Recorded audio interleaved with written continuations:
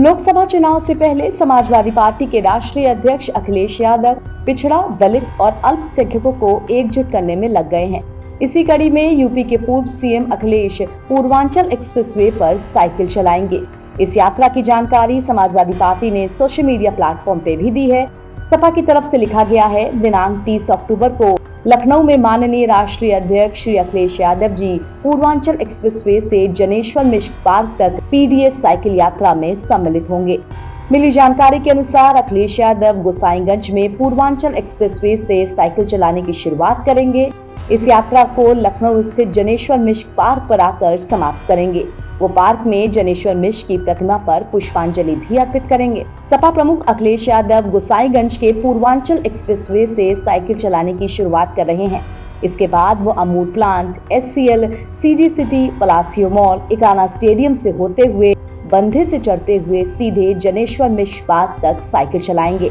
यानी कुल मिलाकर अखिलेश सपा के शासनकाल में बनाए गए सारे प्रोजेक्ट्स के रास्ते से होकर के गुजरेंगे और जनता को संदेश देना चाहेंगे कि उनके कार्यकाल में कितने बड़े काम हुए थे। बता दें कि इससे पहले भी अखिलेश यादव इसी महीने 11 अक्टूबर को लोकनायक जयप्रकाश नारायण की जयंती पर JPNIC यानी कि Jayaprakash Narayan international convention centre पहुंचे थे, जहां LDA ने उनके आने से पहले ही गेट पर तालाबंदी कर दी थी और उसे कवर कर दिया था। तो मौके पर पहुंचे अखिलेश गेट को फांद कर अंदर पहुंच गए थे और जयप्रकाश की प्रतिमा पर पुष्प अर्पित किए थे। अखिलेश इसी रास्ते से वापस भी आए थे। ये मामला इंटरनेट पर काफी सुर्खियों में रहा था।